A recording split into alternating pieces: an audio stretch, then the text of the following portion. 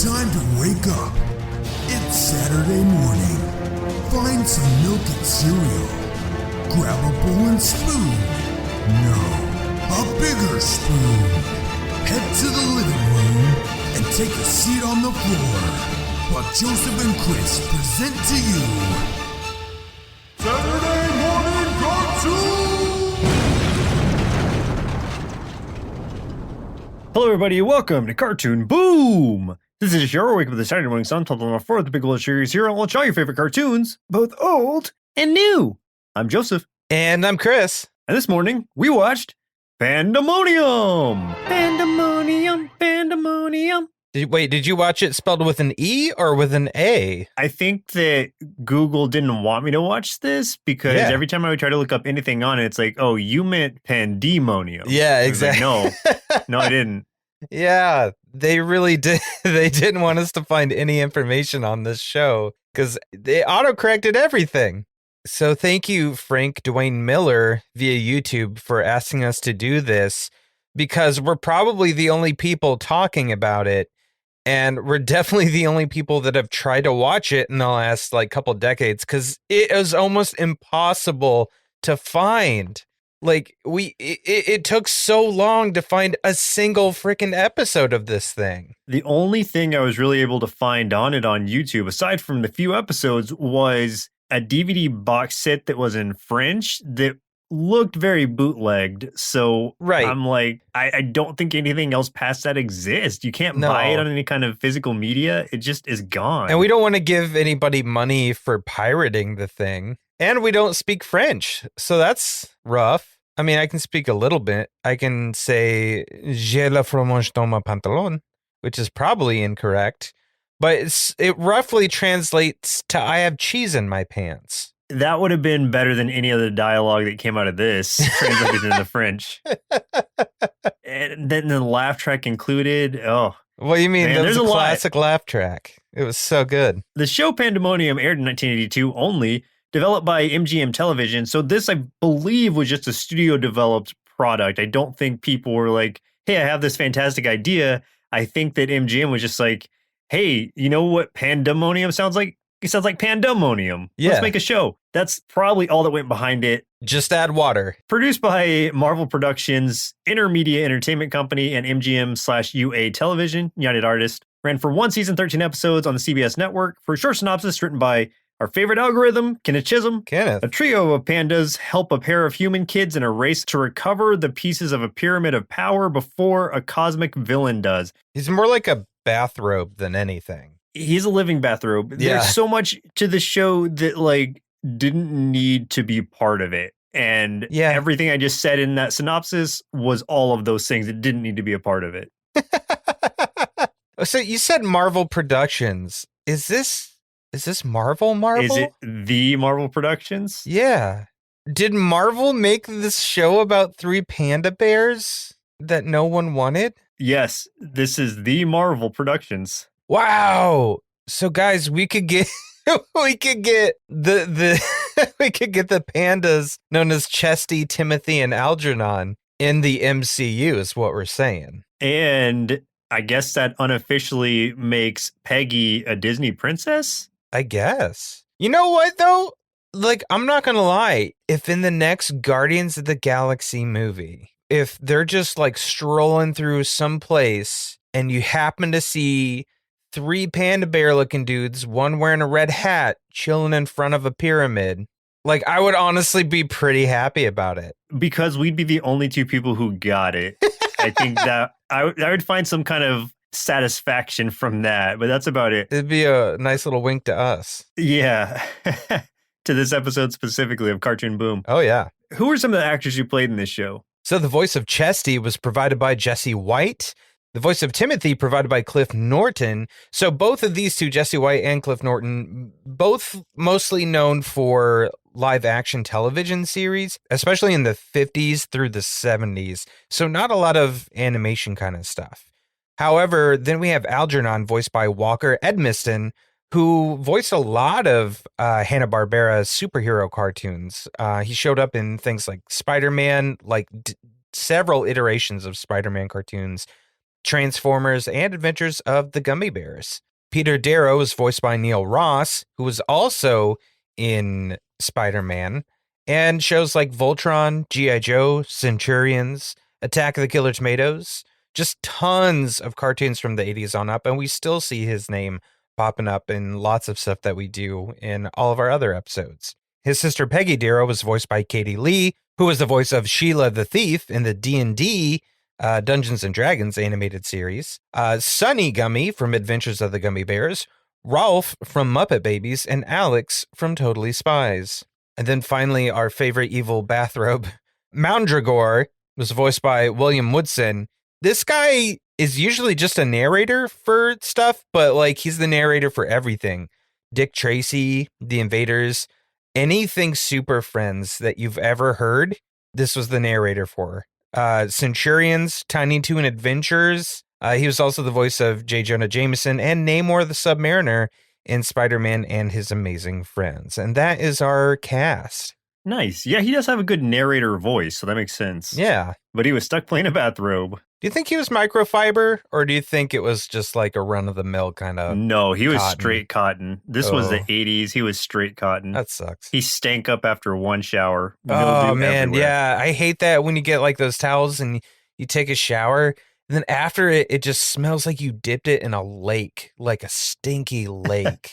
Yeah, Ugh. that's how hand towels get real quick, too. Yeah. You wipe your hands on them, you're like, oh, my hands smell worse than when I started. Yeah, that sucks. Like you get all clean and then you wipe yourself off and you smell worse than before you took a shower. And it's just so sad. Unfortunate. Yeah. Come on, Mondragor. So here's a few tasty marshmallows out of our big bowl of Pandamonium cereal. And this is Pandamonium cereal, not with the E. It was the first non-Tom and Jerry related animated television series made by MGM Television. All right. Oh. I wonder if they made any more after that. Like, no, let's stick to Tom and Jerry. They did that and they're like, well, we had a good run, guys. This is why we stuck to the cat and mouse. Yeah. It was one of the last Saturday morning cartoon series to be fitted with a laugh track, thankfully.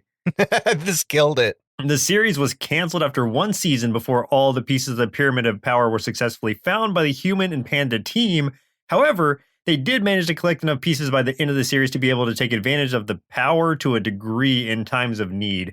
So it was kind of like 13 Ghosts of Scooby-Doo in that sense, where they just never found all 13 ghosts, or in this case, never found all the pieces of the pyramid. Which means they're due for a reboot or like, a much later sequel. Yeah, is what you're saying. So we're going to get a sequel soon. Where we've got Peter and Peggy, middle-aged, and then the pandas are, I don't know how long pandas live. But those are like magic pandas, so... Well, true. They're probably the same age. Yeah. Also, the three of them can unite to form Papa Panda, a being with supernatural power. And that's when it was, okay, it was already weird, but then it became a little bit weirder. Yeah. When it's like, all right, let's merge into a single form. One of us loses his face entirely and just turns into like a hat. I don't know. Yeah. It's pretty kind of gross. It's weird in that like Turbo Teen kind of transformation thing. Yeah. Like seeing these pandas squish themselves together. You're like, ugh. And Papa Panda looks really sad too. Yeah, like he's the final depressed. transformation, it's obviously in pain. I mean, wouldn't you be? Like me, you, and a third person just smash ourselves together into some unrecognizable monstrosity. Well, do you think we would be happy about it? No. Probably not. I mean, we're saving the world, but it hurts. Yeah, It saving the world hurts. at what cost? Yeah. But like, if that wasn't a thing, I think it'd be fun to just be a regular panda bear. Just a regular bear, or anything different for a day, or even just a few hours. Which is why I play Dungeons and Dragons with Joseph over here. And you can listen to our Dungeons and Dragons campaign in podcast form by subscribing to Party in Peril. We're on our second campaign where the players have taken on the roles of villains this time around instead of heroes. But it's not exactly the life they expected. There's also tons of ways for you as a listener to interact with this podcast. The number one way is to leave a review of Party in Peril on Apple Podcasts. Then, over the next few episodes, you can listen closely for how you've influenced what happens next. All right, let's move on now with this thing. Let's talk about some more panda stuff. So had you ever heard of this before? I'm going to say probably No. not, but let me check. Definitely not. Yeah, me neither. This thing is trying to be wiped from existence, and Yeah. they've almost succeeded. but Do we you found think you. we're messing up like the natural order of things sometimes when we do this show? Because there's been like a few shows now that there's been like hardly any way of tracking anything down. Like this show, Turbo Teen, that Mary Kate and Ashley show, like all three were extremely hard to find any episodes of to review. And it's like, the zeitgeist, like the cultural zeitgeist is trying to forget. But then we come along and we're like digging up the bones in the backyard of what humanity has done. And we're like, check out these bones. And like, do you think we're messing stuff up? Like, should we not? I mean, we've already gone so far down this path. We can't really turn back now. What we need to do is start a like trash revival company, and we'll remake Turbo Teen. We'll remake Pandamonium. We're not going to touch the Mary Kate and Ashley product still. That can stay dead. But the other ones, I feel like that's a quick lawsuit. Yeah. So the other ones we can bring back to life, like make them better. Yeah. It won't be hard. We could do that. It won't be hard to make them better. So let's go and jump into the episodes of today's show. The very first one was the beginning. Season 1, episode 1. Peter and Peggy Darrow meet 3 pandas who aid them in their quest to stop the evil Mondragor from finding the pieces of the Pyramid of Power. Okay. This has got one of the most convoluted introductions to any cartoon I've ever seen. The intro is just them explaining because you have to, like, they need you to understand, okay, here's this wacky world we've set forth, and here are the weird rules that we have in place for it that we don't even follow all the time. Yeah, it's like Mondragor himself. They're like, he has power over fire, lightning, wind, and storms. But only, but not on Earth. No. On Earth, he can only turn into gas and control people's minds. They say like, oh, he can only control those elements in the sky. But what they really mean is in space, because he can't do it in the sky. He has to be in space. He does do it like in the first episode. Sometimes in the sky, sometimes only from space. But then, like, he doesn't have to be on the ground, literally, to mesmerize things. He just has to be, like, near the Earth. It's or so just anywhere. Basically. It's so weird. But he can't do it from space. I don't think. I think he has to be at least in the atmosphere to mind control. Yeah. So there's a pyramid somewhere out there that would let a person control all universes everywhere. Of course. And Mondragor finds it, and he's the most evil being in all universes everywhere. So they tell us. Oops. So the pyramid's like, I don't know, like, oh, I guess it has some sort of sentience because, like, he finds it and it's like, well, I'm just going to explode now. So the pyramid explodes. It just nopes out of there. Well, first, all it does is, like, sink into the ground. And he's like, no, come back. Why? Yeah, and it just heads to Earth. It's like, I'm gonna head to Earth now and break apart. Yeah, that thing just destroyed itself and turned into all these little pieces. The only people that saw the stuff fall to Earth was these pandas, and then this 18-year-old know-it-all named Peter. He's forgettable. He's unmemorable. This idiot named Peter. And the pandas, I just want to mention, because they don't really state this specifically, what they kind of do is the pandas are normal pandas until the shard lands near them, and that's what transforms them into sentient pandas. I was kind of wondering about that, because, they didn't really spell that out very well. They didn't, but Mondragor kind of mentions it. They don't explain that to Peter and Peggy at all. They just like, hey, we've been like this all the time. We've always been able to do Papa Panda when we get scared. Well, yeah, they do say that they've always been able to do that. Yeah. So that's why I'm like, okay, so they've always had magic, but then Mondragor like totally contradicts that. So I'm like, well, what's the truth? I don't know, man. I think the truth is that the writers had no plan and no idea. Dude, that's what it is. That's what it really is. They had this like base of an idea and they ran with it without thinking ahead at all. Peter gets his sister Peggy and they're like, our parents are on vacation. They snatch their parents' credit card, fly a plane to Tibet where they saw this thing crash. And then they crash a plane. Didn't they rent that plane? Yeah, then they just crash the hell out of it. Yeah, they rent it, they crash it. This is all on their parents' credit card. They're going to be real upset when they find out. What is their credit limit that they can rent a private plane? Especially as teenagers. Yeah, especially 2 kids. And they get to fly it themselves. Like, who do they know? Is this Harrison Ford's kids? Like, what is this? Like renting and crashing their own planes. Yeah, and then it just turns into them working with the pandas, trying to get these pieces. Well, I guess let's introduce the pandas. So there's Timothy the Brave, who's everything's the opposite of what they say, by the way. Yeah. Timothy the Brave, who is a coward. Algernon the Bright, who's just a moron most of the time. And Chesty, who is the burly, and or the bully, depending on, who you're asking, I guess. And so, but he is burly though. He's just and a bully. So he's the only one with an honest name.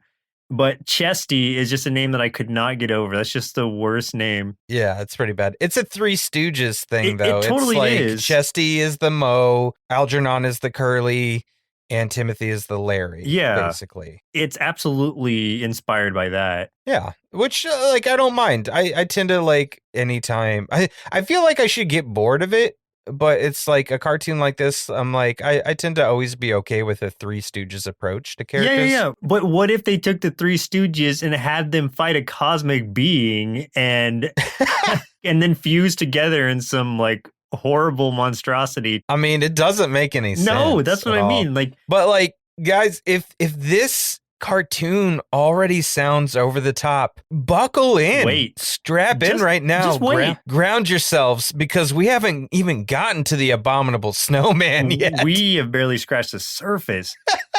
They meet the pandas, they introduce themselves, they go through this whole stick about like being bears and being afraid of bears. In my mind, I can kind of excuse this because they've just gotten sentience, I think, from that power pyramid. So they're still trying to figure everything out, even though sometimes they feel like they've been that way the whole time. But again, it's confusing and I'm not certain exactly. Or they find this pyramid piece and then they just realize all of a sudden that, oh, this leads us to other pyramid pieces with this red arrow on it. Yeah, it's nicely becomes like a little tracking system to the other pieces that they instantly know is like, oh, well, I guess we're going to have to go find the other pieces for sure. Mandragora shows up and like starts a storm to mess with them, like even and kind of tells them the plan and everything. Okay, so he opens a little portal. He's in space still. He opens a little portal thing to spy on them, and then he starts talking, but he doesn't have it on mute, so they can hear him talking. There's like, who said that? Who's talking right now? I thought that was kind of funny, even though it wasn't intentionally funny. It was funny because in my head, I thought of it as him accidentally leaking out what his inner monologue to them, because you always see people like watching over their the heroes. You see the villains doing it and they're just talking to themselves, and so they all hear Mandragora. That's how they initially meet him. And then even though like the intro told us he doesn't have powers over like storms and stuff on Earth, he immediately conjures a storm on Earth and attacks them. No. He has power over the elements on Earth. He just can't be on Earth when he's doing it. He has to be in space. Oh my That's goodness. what I mean. So basically it just doesn't matter because he does it through a portal. So basically it means nothing. Yeah. Basically all of that dialogue was of no consequence in that intro. Those rules are completely arbitrary. I have no idea. Oh my God, it's so stupid. Okay.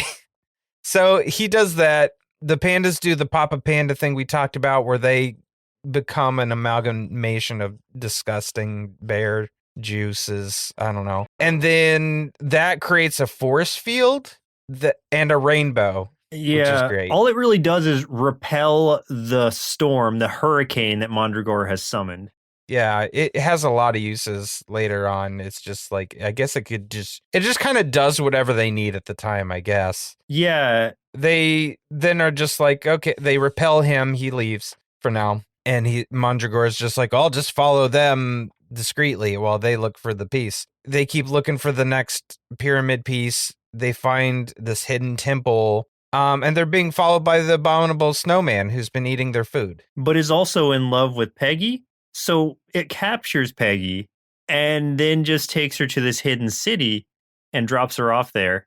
and I guess admires her from afar. And in doing so, leaves himself open to being taken over by Mondragore's earth power, which is to mesmerize them and to follow his commands. And his command is basically just take them all out, like stop them so that I can get the pyramid of power. Which is funny because he does slap the brother away. The brother's like, I've got you. And he just slaps him away. He backhands him.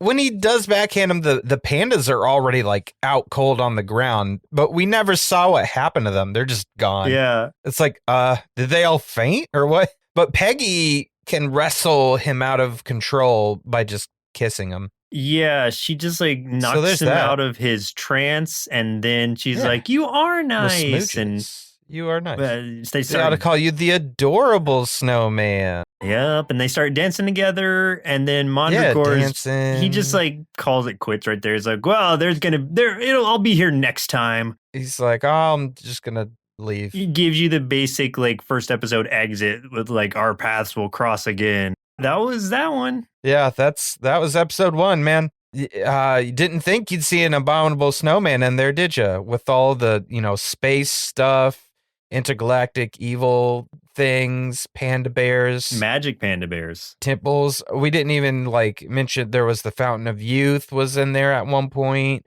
All kinds of stuff. Oh, my God, yeah. It's just, there's too much in that episode to keep going on it, but... There was a Fountain of Youth and a Fountain of Intelligence. The Fountain of Wisdom. It made zero. There's a Temple of Terror. It made no sense. So the next episode we watched was The Story of Chesty, season 1, episode 5. Chesty becomes a movie star and thinks he has power over the animals. Truth is, Mondragore is the one controlling the beast. This episode proved to me that Mondragore was not a great villain and or very smart. Is he just trolling them? Kind of. Okay, so the way this sets off, like the pandas are fishing, and they announce that they have some amazo glue for some reason because they're trying to put the fishing rod back together because it breaks because the fish beat them up. Another whole thing. There's gags everywhere. And then, okay, so Peter goes out to find some food because they're not catching any fish and he's hungry. And then that amazo glue gets stuck to a rhinoceros's back. And then Chesty ends up on that rhinoceros's back, and some movie director, Sam Starmaker, sees Chesty riding this rhinoceros's back and is like, "You need to star in my movies or whatever." But his movies are wildlife snuff films. That's all they are. Yeah, it's like bum fights. Do you remember when that was a thing back in the day? Shamefully, yes. Yeah, it was terrible that when someone was paying, homeless people to fight each other and giving them money, but in videotaping it. But this was that with nature. He was paying these animals to fight other animals. Yeah, is basically what was happening. There was so much weird about this. Okay, it starts off with him fighting an elephant. Yeah. Mondragore starts to see that the team is kind of split over this, and Chesty is kind of getting a big head about it. And he sees it as a way to split the team up by letting Chesty succeed against all these animals and giving him this star power that he won't be able to. I guess it'll split the team up if Chesty is just completely obsessed with being a star and whatever. Instead of mesmerizing these animals to, I don't know, take Chesty out or something like that. He's like, no, I want to make Chesty win all these battles. And I guess the plan starts working at first because Chesty gets less and less interested in the mission and more in being a star and making money and whatever. But it kind of becomes a completely moot point because that takes them to this director gets really infatuated with them and it's just like, yeah, you're going to be a star. We're going to take you to New York City, which is where the next pyramid piece ends up being. So it's even though Mondragore's this will get him off the path, it put him exactly on the path. Yeah. So it was pointless. It was so weird too, because they took him to the New York Zoo and we're like, all right, we're going to fight some animals in here. This has to be some after hours garbage. How messed up is that? Hey, come fight these zoo animals. Yeah.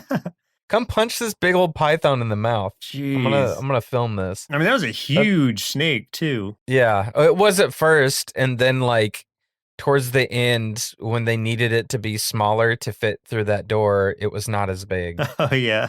Because, consistency in drawing wasn't so on point on this show. Oh, But of course. there's a lot of weird stuff in this one. Also, did you watch, did you see the that weird Space Invaders style commercial break Yeah, thing? the arcade looking interlude. That was weird. Yeah, Yeah. it didn't feel like it belonged in this show. It was a cool No, not at all. intermission, but Made no sense.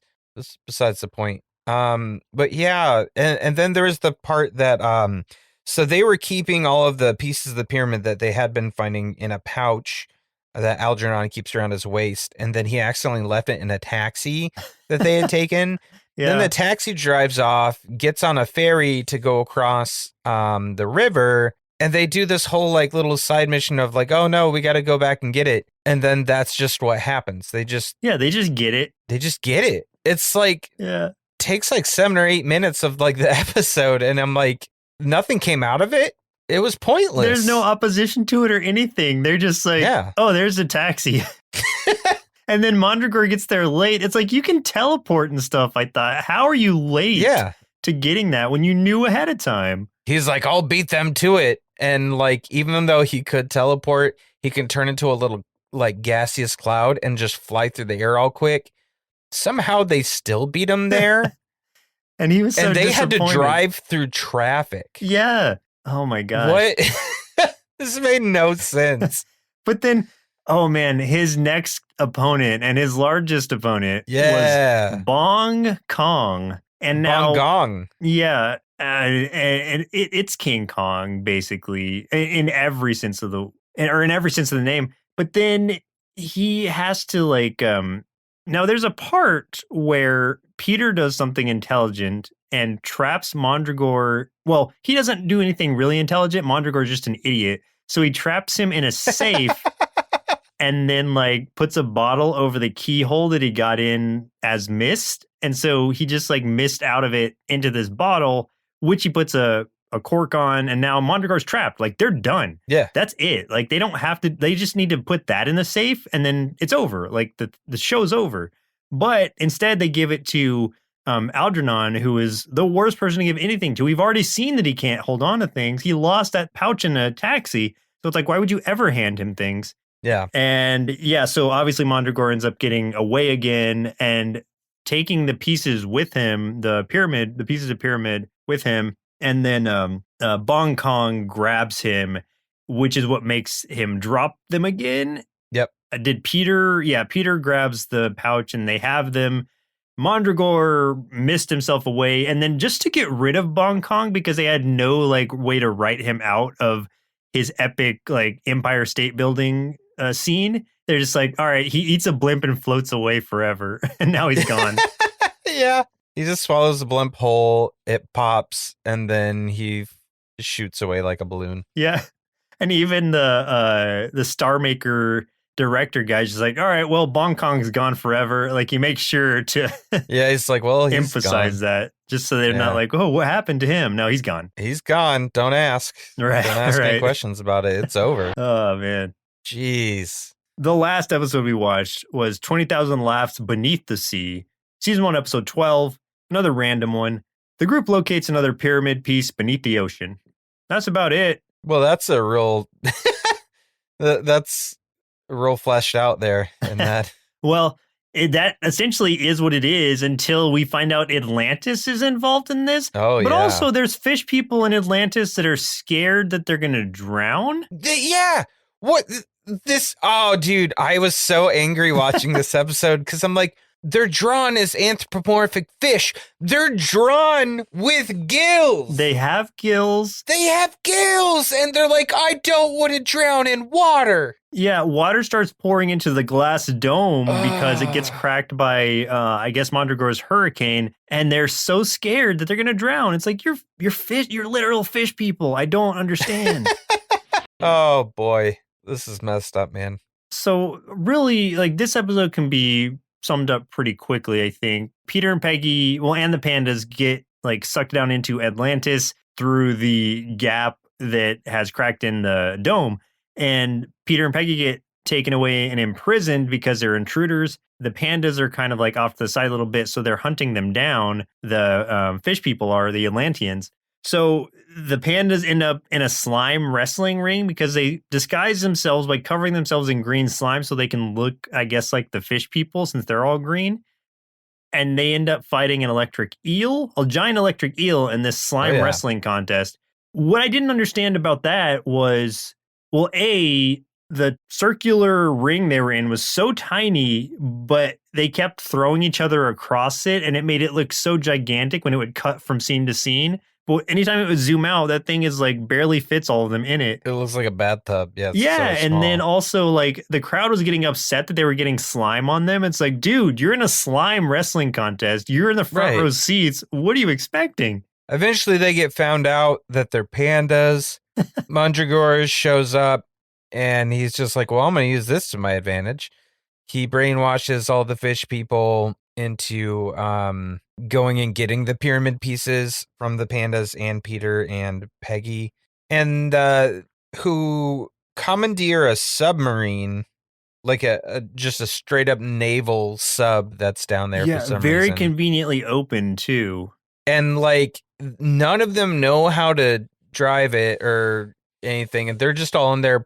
Like the pandas are just pressing buttons, and like they show Peggy and Peter literally just grabbing these single levers and just going up and down with them over and over, and they're just so surprised that it's all working, like, oh my gosh, this is so easy, and like it's just going. Then Mandragora's like, all right, fine, and then he gets a giant squid to attack him. But then in all the fighting with the giant squid, they do bust a bigger hole in that glass dome that's protecting Atlantis. And then everybody feels they feel bad about it. They're like, well, should we let these fish people think they're gonna die, or should we just, should we plug this hole? And the answer to that is pop a panda. Of course. They shoot the 3 pandas out through a torpedo hole. They pop a panda, and that heals glass now. Yeah. So the glass heals. I guess maybe it rewinds time. I'm not certain what's happening there, but it fixes any problem.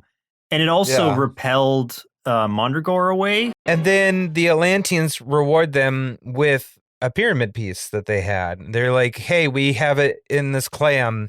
Here's a peace offering. Oh, yeah, by the way, this clam will try to kill you. And the clam's trying to By the way, this clam hates pandas. It with hates a passion. panda bears specifically. So, yeah, that's the end of that episode. Dang, there we go. Dang. Yeah. Okay, let's jump into it then, because I'm really curious to hear, was there anything that you liked about this show? I want to know too. Well, I said one thing kind of before is that I tend to always like the Three Stooges approach to characters, and especially in older cartoons like this.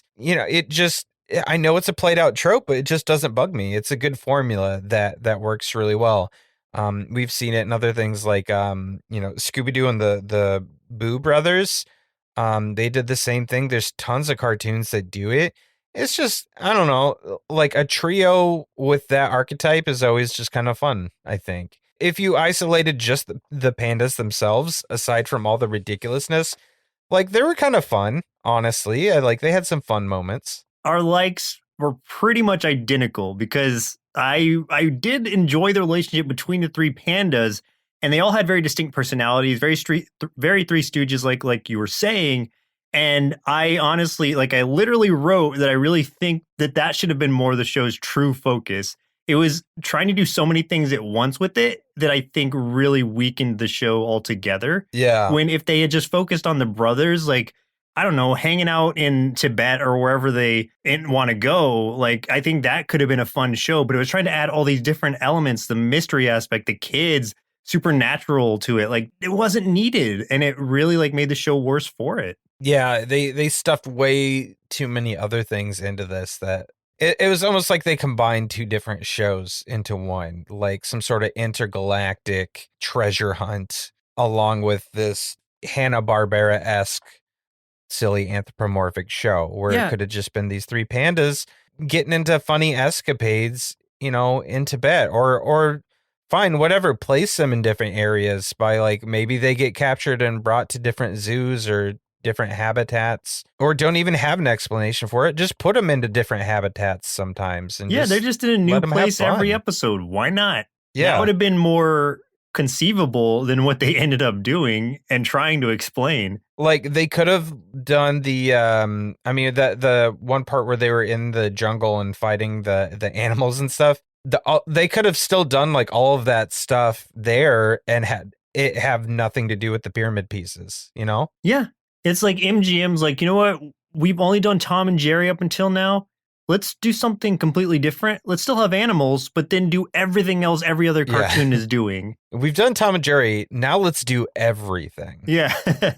The only other thing I want to say that like I did appreciate is the idea that Peter, who you'd think would be the brainy human character getting the stuff done, like they really do show him and play him off to not be anywhere near as clever as he thinks. Like he constantly messes stuff up. Like his plans only occasionally work. And it's actually like his sister Peggy, who's typically the one that's the most successful carrying out the plans or getting anything done. And I did like that because it did throw me off. I didn't expect them to play to those roles. So I liked that part. Well, especially because Peter he had the glasses and everything. He was your typical like nerd in that setting, especially because like the way he found this was by volunteering at this planetarium during summer vacation. It's like, dude, you're a nerd. I get it. But yeah, nothing he does is like as successful as he thinks it's going to be. He's still very brash for being the brainy character he's supposed to be. Exactly. What about any others for you? No, honestly, like likes, I couldn't really force myself into like bringing anything else up because the pandas were my favorite part of it, but they were just like convoluted. But it was just so convoluted by so many other things. It was hard to enjoy anything past the pandas. So they didn't get enough attention from the show, in my opinion. Dislike wise, what do you got? Well, I'm going to just destroy the whole plot right now. Mondragor can take over minds, but he never takes over theirs. Yeah. Boom. One and done. Show's over. He's got all the pyramid pieces and we can move on. Like the whole time, even if, let's just say, for example, let me play devil's advocate. They're now special pandas. They're magic pandas. He can't take over their minds. Fine. He's got Peggy and Peter. Why not? Like, so whatever. He's got it. He's got it in the bag. Easy. Right. It makes no sense. No. I mean, that right there just shows how much thought was put into it, but it's whatever. I mean, but if I want to get technical with it and not be just like, you know, ranting and raving about it, about how dumb I thought that part was. I mean, the overall quality of the whole thing itself is rough.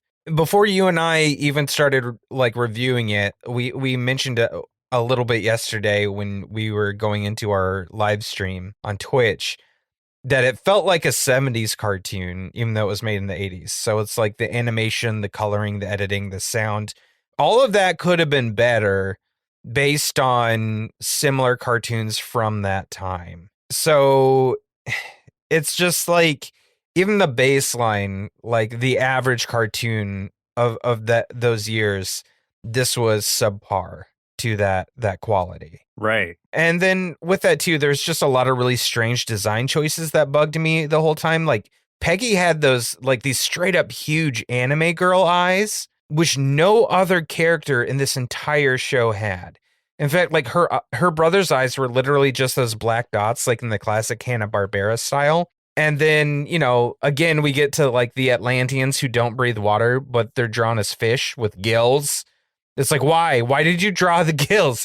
Gills are literally meant for breathing water. It makes no sense. So there's just a lot of just weird decisions with so much of this show and a lot of the designs and everything. That's just like boggled my mind. I'm like, why? Yeah. Like for me, the laugh track really stands out. And it was bad. It rarely works in cartoons unless it's done for comedic effect. And this was like so misplaced in certain scenes. It's like they could like open a door and there'd be a laugh track. It's like, why? Nothing happened. Nothing funny is happening, especially. Right. I get that it was prevalent throughout the 70s. And this was one of the last ones to have it in the 80s, luckily. And it's meant to like sweeten the show or sweeten the scene or whatever. But I found that it mostly just soured it more than anything. Mondragor, like I was mentioning earlier, he has an ominous, if not very basic look to him. Like he has those like evil eyes and he's like this evil intergalactic sorcerer or whatever. But he's played as both the boss and the bumbling henchman because he doesn't have anybody else there as his like foil for that. Yeah, So he's an idiot. he's an idiot. Yeah, he fell for so many traps. He gets trapped multiple times. There was just so much wasted potential with that villain. I think they at least needed somebody else for him as a henchman to do all the dumb things that he ended up having to do because it doesn't balance out well when you're having just one person try to do all of that together. And then lastly, like a lot of the writing just felt very lazy, even for like a kid's cartoon. The snowman being thrown in that episode was completely unnecessary. Bong Kong eating the blimp and floating off that I mentioned earlier. They might as well just slid his cell out of the scene because they were just done with them. They couldn't think of a way to write him out, so they just floated him off. You just see like the animator's hand come down and crumple that cell up and throw it away. He was Poochie from The Simpsons, just like, I've got to go, my planet needs me, and he just floats off. And then, the Atlanteans who are fish people with gills who are afraid of breathing water. It's just those things that it's like they're trying to force you to accept as part of this world, but it just doesn't make logical sense in any kind of world because they're not setting those scenes up correctly with any kind of logic. A lot of that was really hard to get past. And again, like the enjoyable part about it was just the pandas and their antics, but it was all the other stuff in there that just kind of really threw that off. I think my favorite thing about Mondragor when like we were talking about how dumb he was that there was like a couple instances of him getting trapped in stuff because Peter would be like this will show him, and he would have like the what they called the panda pouch where they were storing the stuff, and he would act like he's putting it inside of something, but then he would like, and not even quickly, like slowly tuck it into his jacket. Yeah. But and like it's so obvious for him, and I'm just like, okay, I don't get it. And then Mondragor would like stick his whole like upper torso into whatever thing Peter was just previously standing by, whether it was like a torpedo chute or a safe or whatever. And then someone would just kick him in the butt and he'd fall into it. And I'm like, oh my God, you idiot. Mondragor, what would have been funny is if he had fallen for like a got your nose kind of situation, because I think he really could have. Like Peter would have pulled it off if he tried. Oh my gosh, yeah, probably. Oh, got your nose, Mondragor.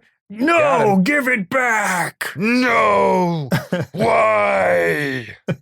Well, Chris, looks like it's about time we send our inner kids to hang with the Panda Trio and maybe learn how to pull off a horrifying Papa Crosa fusion. Then see what they thought of the show Pandamonium. I think a group of panda bears battling against an evil intergalactic bathrobe sounds like a lot of fun. But really, it wasn't that fun. The bears were really funny. Peter was kind of annoying. But now I need to just go fight the abominable snowman for Peggy's love. Aren't cartoons supposed to be fun or at the very least teach you something? All I learned from this show was that watching clueless pandas try to save the world from an even more clueless villain, all with the help of annoying kids, just ended up being unbearable. Get it? Because they're... Oh, never mind. Cue the laugh track!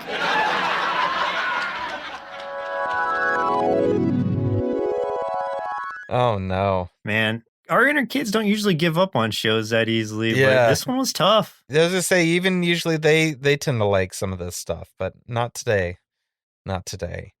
Yeah, this was... It's definitely not the worst thing we've ever seen. No. But it's far from the best. It was just like, I don't even know that I can just say it was all right. It was somewhere just below. Okay. Somewhere in there. There was some fun to be had for sure. Like we've talked about, like with the pandas and everything. But even for the time that it came out, the quality was not great. And it also just, even with all the ridiculousness, and even with the things I did like, it still feels so similar to all the other shows we've seen before. that have like a similar plot or come from a similar vein. So it's just like the only thing that stands out about it is stuff that isn't good. So I gave this cartoon 2 bowls of adorable snowman cereal out of 5. Yeah, this one was a little tough only because yes, we've watched worse shows and yes, we've watched shows of equal caliber to this, but it's like this was trying to be so many things. It was trying to do the Papa Panda fusion of cartoons in itself and just didn't work because your attention was so split that you didn't know what to focus on. And even the best part of it, the pandas, it pulled away from them so much to focus on the kids or Mondragor or whatever that it just takes away from the scenes that they do have, which just feel completely out of place because they're over there having fun and playing their Three Stooges gags. And then this whole other separate serious series is going on with the world at stake, the universe at stake. And it just feels so disjointed that overall, I'd give Pandamonium 2 big bowls of Mondragor cereal out of 5. I don't think you should bother with this one, even if you can find it, that is. But seriously, like, don't look for it. You won't have fun. If you can find a panda scene, watch that. Ignore the rest. Yeah, I mean, chances are you're not going to be able to track this thing down easily anyway, because we had a hell of a time. There weren't even, like, YouTube reviewers that had, like, because that's sometimes what I watch when I'm want to hear someone else's opinion on something, but there was nothing. Even on IMDb, they didn't have like user reviews. It was just like, it was rated like 6 point something, which was surprising to me, but nobody had actual reviews written out. It was just stars. So if that tells you anything, maybe it's not worth the time. Oh, man. Well, listeners, looks like our milk supply is now on dry, so it's time for us to say goodbye. And in 2 weeks, we'll be watching Ben 10, suggested via Reddit by Christopher1295 and via YouTube by Twisted Yogurt. Man, I like those names, but also like I'm excited to watch Ben 10. I never have before, surprisingly. Aside from, wasn't he in something we watched like as a cameo? OKKO, I think. Yeah, that's what it was. Yeah, OKKO, Let's Be Heroes. Yes. The closest I've ever seen to like watching Ben 10 is I watched a viral video the other day of a guy dressed as Ben 10 proposing to his girlfriend and her saying no. Oh, no. Yeah, that's the closest I've gotten to watching Ben 10 so far. Well, I've heard good things about it, so looking forward to it. Yeah, there's tons and tons of different versions of it, so it's obviously struck a chord with somebody. Thank you anyway, Frank Dwayne Miller, for suggesting Pandamonium, because it was like Pandamonium trying to hunt it down and watch it. You see what I did? I saw what you did. And I was going to say, like, it's actually very true to its name, Pandamonium, because it is just like completely out of whack. I don't think it was done so intentionally. But yes, thank you. And if you really did like this show as a kid or whatever, could you let us know why?